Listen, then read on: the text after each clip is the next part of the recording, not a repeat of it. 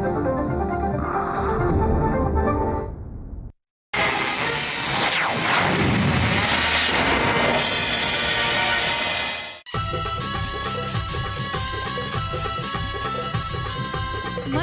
ठेवून जिद्द गौरी वचनबद्ध, मनात ठेवून जिद्द गौरी वचनबद्ध, न्याय ही देई गौरी सर्वांची ताई गौरी, न्याय ही देई गौरी सर्वांची ताई गौरी, अन्यायाची दुश्मन गौरी, दुखितांचे जीवन गौरी, संकटास जाऊन भिडते, स्त्री हक्कासाठी लढते, ममतेची मूर्ती गौरी, श्रद्धा धनपेती गौरी, आंधळ्याची होऊन काठी, दुष्टांना दावी काठी, लाचारीवर तरी मात ही दिन दुबळ्या देई साथ ही, समाज सेवक गौरी, समाज सेवक गौरी, वचनबद्ध गौरी.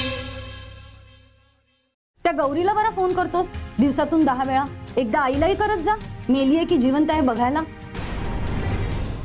सॉरी, मी ते थोडीशी बियर पिऊन आलो. काय ना, गौरीला पुढे करून तू हळूहळू सगळं घशात घालण्याचा प्रयत्न करते.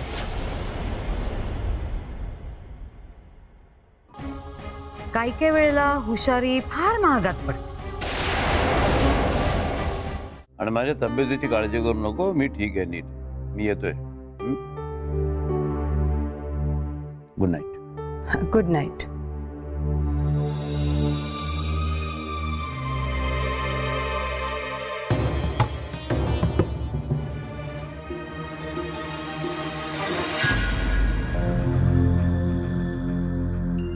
उद्या राधासमोर भैरवचा पण विषय काढायला हवा. भैरव आणि गौरी जरी एकमेकांना पसंत करत असली तरी ते सगळ्यांना आवडलं पाहिजे. आई विना पोरीचं लग्न मुनीमच्या मुलाशी लावून दिलं असं कोणी बोलायला नको. तसा भैरव फारच चांगला मुलगा आहे. शिवाय गौरी माझ्याच जवळ राहील, कारखाना उद्योग सगळंच सांभाळू शकेल. रागिणी मात्र शिमगा करील. पण प्रश्न आहे तो गौरीच्या सुखाचा. वेळ आली तर गौरीला विचारीन, हे लग्न लवकरच लावायला हवा. दोघांच्या प्रेम संबंधाची चर्चा नको, उद्याच निर्णय घ्यायला हवा.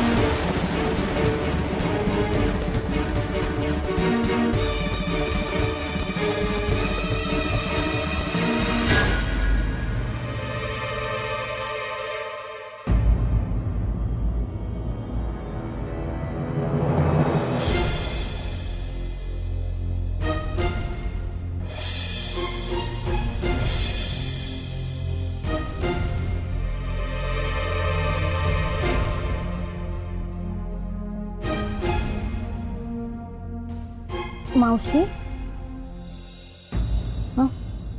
ही काय वेळ आहे का जागण्याची? रात्र किती झाली आहे बघ. कसला विचार करत बसलीस? तरुण मुलगी घरात असली ना की झोप उडतेच.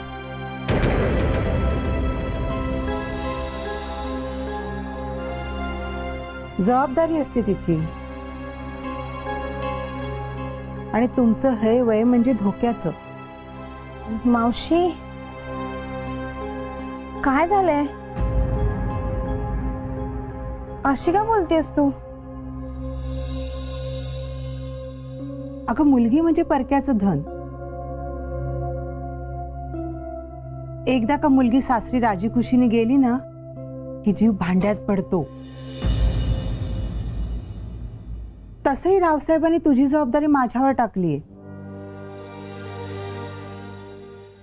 तू प्रतिष्ठित घराण्यातली मुलगी आहेस, म्हणजे माझ्या डोक्यात टांगती तलवार. आज रावसाहेब बोलले माझ्याशी. त्यांनी तुझ्यासाठी स्थळ बघायला सांगितलीये.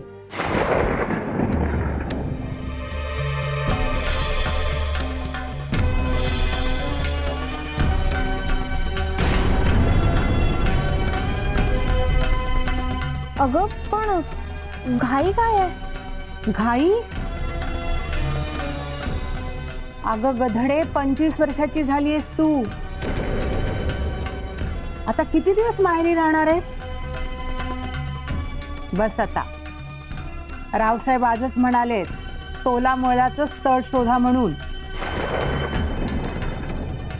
कुसुम असती ना तर तिने तुझ्या लग्नाची तयारी ना खूप कौतुकाने केली असती. नाही म्हणजे मी पण करी ना. आता मुलं शोधायला हवी. हे बघ, तुला नवरा कसा हवाय ते सांग.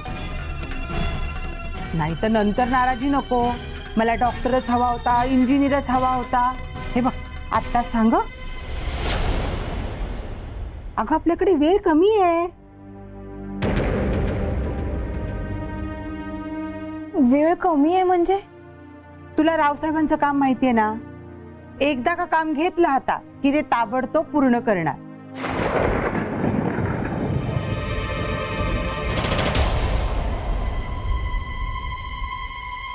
काय झालं ग? काय? काय नाही. अगं मग बोल की, तुझ्या मुलाबद्दल काय अपेक्षा आहेत?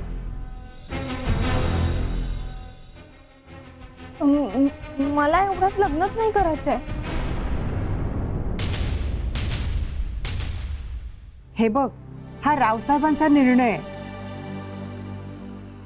आणि रावसाहेब सहजासहजी निर्णय बदलत नसतात. सांग सांग, तुला नवरा कसा हवा सांग. काय अपेक्षा आहेत तुझ्या? हे बघ गौरी, लग्न तर तुला करावंच लागेल. सांग, तुझ्या नवऱ्याबद्दलच्या अपेक्षा सांग.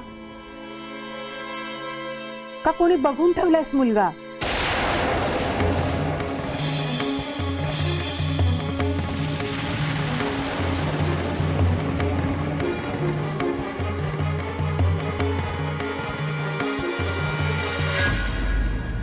गौरी, रडायला काय झालं?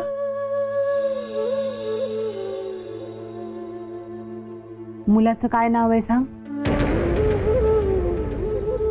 हे बघ गौरी, आता रडून काय उपयोग आहे? खरं तर मीच तुझ्यावर रागवायला हवं होतं. पोटच्या पोरासारखं तुला लहानपणापासून वाढवलं, जपलं. मला वाटलं होतं गौरी माझ्यापासून काहीच लपवणार नाही. पण शेवटी मी परकीच ना, मावशी. आईची सर मावशीला कशी येणार?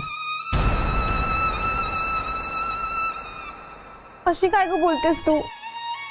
तुला नाही सांगणार तर मग कोणाला सांगणार? हे मी विचारल्यावर तू सांगणार? आजच रावसाहेबांनी तुझ्या लग्नाचा विषय काढला माझ्याकडे. त्याने एखादा मुलगा पसंत केला तर?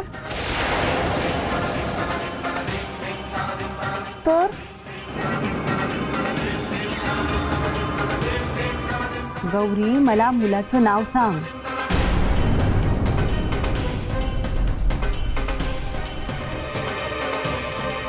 मावशी. गौरी, अगं खूप वेळ नाही आपल्याकडे. उद्या रावसाहेब येणार आहेत. मी तुला खरं तर सांगणारच होते. कसं सांगावं तेच कळत नव्हतं.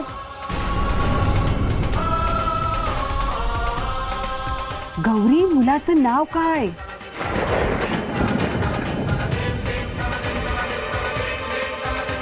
नाव तू ओळखतेस त्याला?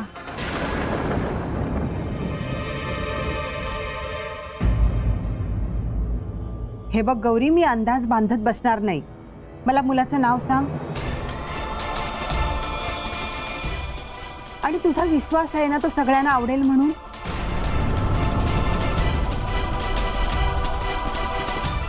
पडायला हवा. अगं गौरी, त्याचं नाव काय?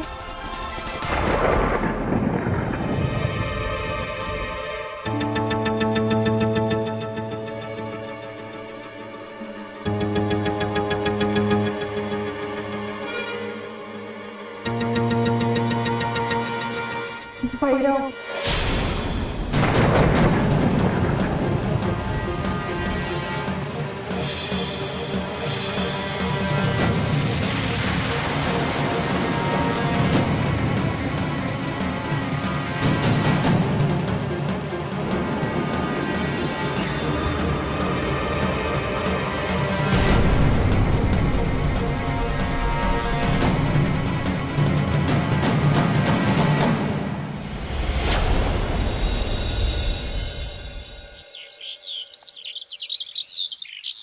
समजलं ना? खरं सांगतो, म्हणजे मला तुझ्या वागण्याचा अर्थच कळलेला नाहीये. मला मान्य आहे की तू कॉलेजमध्ये लाईफ एन्जॉय करावंस, नाही कुठं म्हणतो मी, पण तू तुझ्या करिअरचा काही विचार केला आहेस की नाही? तुझ्या वयातल्या सगळ्या मुलांना वाटतं की सगळं काय आम्हाला लेक्चर देतात. अरे पण हेच वय असतं ना आपल्या भविष्याचा पाया घडवण्याचं. तू काय विचार केलायस? मी म्हणजे ते मला कर विचार कर. नुसतं बीकॉम करून काही होणार नाहीये. अहो करेल तो, लहान आहे अजून. तुम्ही उगाच प्रश्न विचारून त्याला कन्फ्यूज का करताय? कन्फ्युज करत नाही, मी त्याला दिशा दाखवतोय. MBA कर मार्केटिंग मध्ये. एवढंच आपल्या गृहोद्योगाला सुद्धा मदत होईल त्याची. आणि जरा कंपनीच्या ग्रोथचा विचार कर. हा जमेल तसं कारखान्यात जा, अनुभव घे, कामामध्ये इंटरेस्ट दाखव. अहो काही काय, आत्तापासून कशाला त्याला कामाला लावताय? मी त्याला काम शिकायला सांगतोय. तुम्ही पण ना एकदा मागे लागलात ना की पाठलागच करता. वर्ष कशी जातात ना कळणार सुद्धा नाही. आणि आपली माणसं जितकी जास्त असतील ना कंपनीमध्ये, तेवढा उद्योग आपल्या हातामध्ये राहतो. सो गुड बॉय, जा कंपनीमध्ये. तू जाशील तर गौरीला मदत होईल ना, तेवढा बिझनेस वाढेल ना. मी काय सांगितलं तर ते विचार कर आणि पॉझिटिव्ह कृती कर. चला. चला काय? 2 दिवस विश्रांती घ्यायला सांगितली तुम्हाला, पुन्हा धावपळ कराल आणि मग तब्येतीवरती परिणाम नाही का व्हायचा त्याचा? कामामध्ये जेवढा राहील ना तेवढा त्रास कमी होईल. आणि मी गेलो तर गौरीला सुद्धा मदतच होईल ना, बिचारी आधीच किती धावपळ करत असते.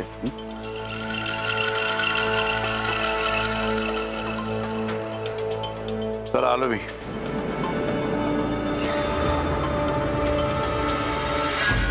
अम्मा, डॅड ना गौरीला बिझनेस मध्ये मदत हवी आहे म्हणून मला कामामध्ये जुंपायला बघते. पण मला ना त्या तिखट हळद लोणच्यामध्ये अजिबात रस नाहीये. मान्य मला, पण मग तुझी लाईन ठरव ना तू, आणि त्याप्रमाणे अभ्यास कर. पण जे काय करायचंय ना ते आधी ठरव, कळलं का? आणि बघ, तुला जर का दुसरा बिझनेस करायचा असेल ना तर डॅडना सांग ना तुला फायनान्स करायला. पण आधी नीट ठरव तुला काय करायचंय, कळलं का?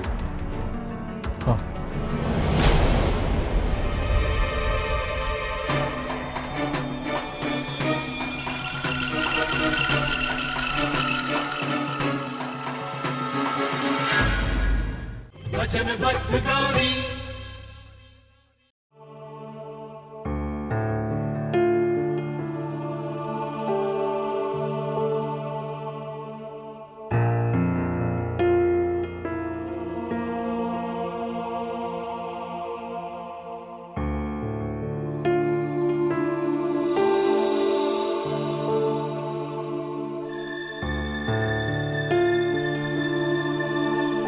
मला कल्पना आहे.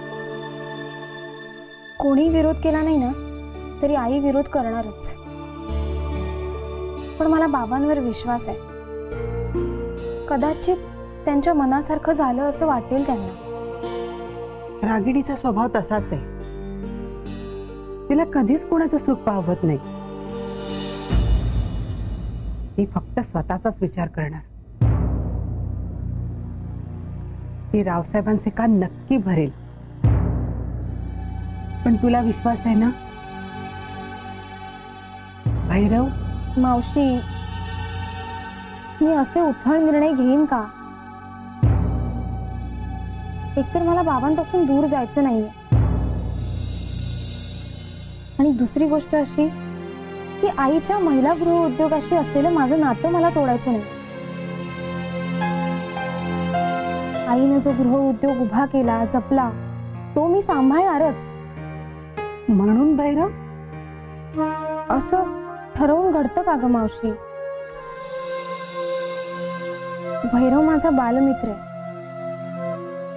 मला सतत मदत करणारा, माझ्या सुखासाठी धडपडणारा, मला खूप जपणारा भैरव. म्हणजे माझ्याच नकळत मला भैरवच्या मदतीची, त्याच्या सोबतीची इतकी सवय झाली आहे की आता त्याच्याशिवाय माझं काम कसं होणार याची कल्पनाच करवत नाही. हे मात्र खरंय. भैरव खूप प्रेमळ आहे.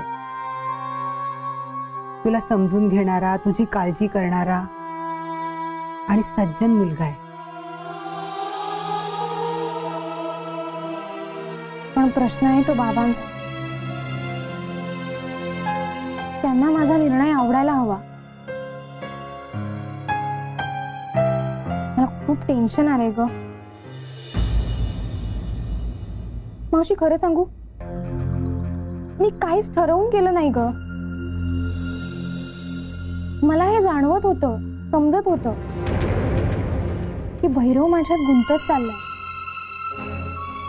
पण तो तर कधी बोललाच नसता.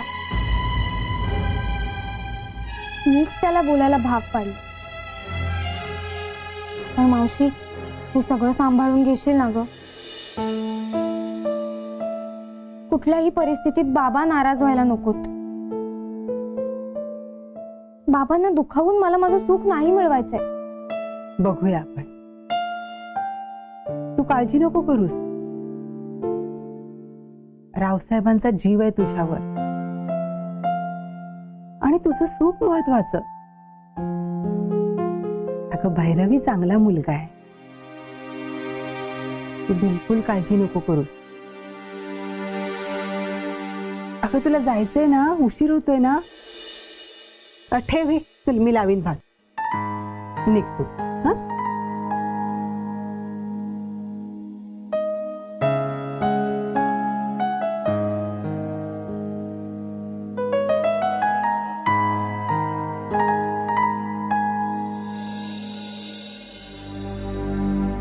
रावसाहेबांच्या मनात काय आहे ते देव जाणे. गौरीच्या लग्नाबद्दल त्यांनी काय निर्णय घेतलाय ते रावसाहेबांनाच ठाऊक. म्हणजे भैरव शिवाय एखादा दुसरा मुलगा त्यांच्या नजरेत असला तर? कसं आहे, काळा मसाला आणि गोडा मसाला जास्त मागणी आहे सत्यभामा. लावल्यात की मुनिमजी. हीच बायका मसाल्याचीच कामं करतात, पर बायका कमी पडतात. कमी का? मला का नाही सांगितलं मावशी? कामावर बायका आपल्याला वाढवायला हव्यात. मसाल्यांची मागणी किती वाढते आता. होय, शारदा बोलत होती. विचारा की तिला. काय झालं शारदा?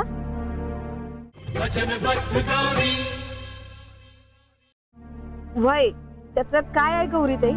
बायका येळेवर तयार असतात पण आता स्पष्टच सांगते, त्या शंकराचं तोंड नजर लय वाईट आहे बघा.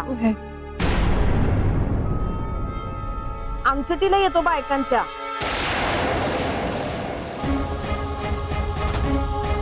आणि शांताक्का पण सांगत होती काय बाय बोलतो बायकासनी. आणि त्यासनी अनाया बघ ती येळेवर पाठवत नाही गावात. लई त्रास द्यायला लागलाय बघा. मला तुम्ही हे पूर्वी का नाही सांगितलं? काय झालं गौरी? अरे त्या शंकराने पुन्हा आपले गुण दाखवायला सुरुवात केली. शंकर्या हा खूप जुना माणूस आहे. म्हणून या बायका काही बोलत नाही. नाही पण हा फाजीलपणा चालणार नाही. तो बघा शंकरा. शंकर्या, राम राम गौरीताई. राम राम.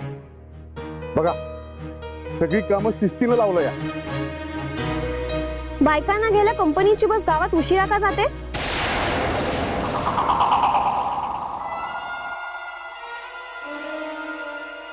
काय झालं, ड्रायव्हर रजाक उशीर आला. नेहमी तसं करतोय तो.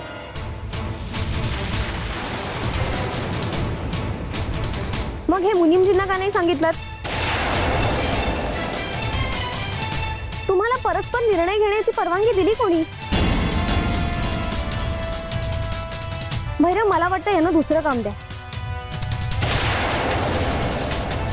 आणि त्या रजाकची चौकशी करा. आज 50 बायका कामावर आल्या नाहीयेत. कामाचं नुकसान होतं. जबाबदार कोण? शिवाय आपल्या गृह उद्योगाचं नाव खराब होतं. शंकराला आपण पाठवूया आपल्या गेस्ट हाऊसवर. हो साहेब. नाही नाही, तिथं तुझ्यासारखा अनुभवी माणूस जावा ना.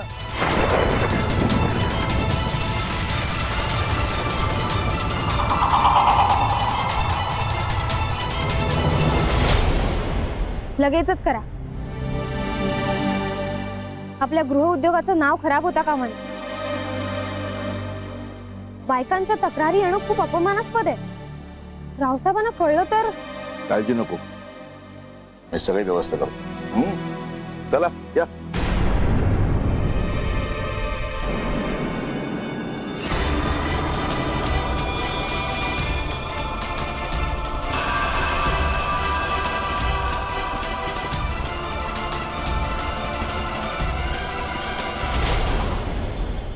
रावसाहेब,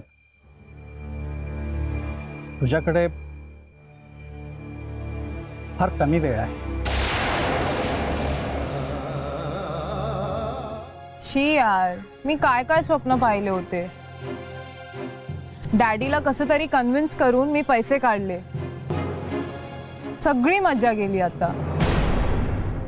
हे बघ, कालच मावशी मला खोदून खोदून विचारत होती